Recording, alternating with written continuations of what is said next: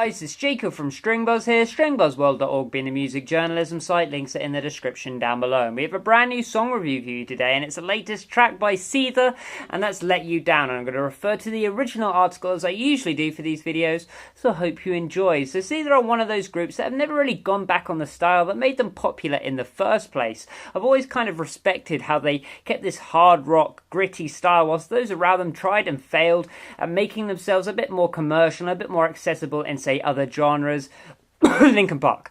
I usually tend to push integrity over accessibility anyway, so yeah, this group is right up my alley. So shall we see what I thought of this brand new track? Well, I thought the track was fairly decent, and the riff certainly is memorable, and heck, I'm probably going to even learn that riff after this review is up. I did enjoy that riff. I'm going to learn it on guitar straight after this, I promise. I thought the vocal performance in particular was strong too, and there are so many aspects that work really well for the group on this track. Yet again, they have utilised this stylistic and individualized approach to writing and performing music, and yet again it has paid off very well for them. Wise, I felt huge nostalgia actually when listening to this track, and it reminded me a ton of the mixing from the Ozzy Osbourne underrated album Scream. Zakk Wylde on that album has some great riffs, and of course he needs some great tones to go along with that, and the bass in that album in particular is really strong for like a hard rock album, and I think these guys have sort of cottoned onto that a couple of years after, and it's one of the best hard rock production cycles I've heard in a little while now. I mean, it's thick, it's gritty, it's heavily distorted, it's wholesome, and it sounds exactly how a rock track really should sound. None of this over-the-top noise reduction, and everything seems to have some gusto to it. The drums are well rounded, with the cymbals glistening in the high end and the kick drum thundering away in the low end, so both parts of the drum kit sound great. The bass is thick whilst keeping a degree of tonality, being both recognisable and relevant alongside that kick drum in the low ground, so again, another good job there.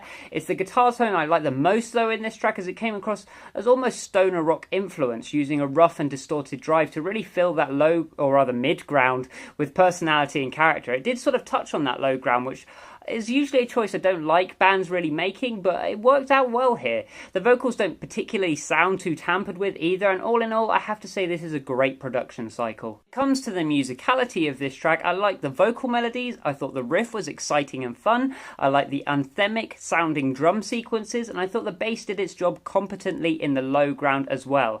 I will say that the track severely lacked decoration and variation, as the second and first verses were practically interchangeable, and that bridge was pretty lackluster in comparison to the rest of the track. Having said that, I do like the ideas that were fleshed out here, and I thought the track did its job by being heavy and brutish without being too serious or over the top. And many groups in the hard rock genre and the metal genre in particular now are trying to be too serious all the time without sort of keeping that fun-loving style you need in some rock music, and I think that this track actually kept it despite its quite serious subject matter.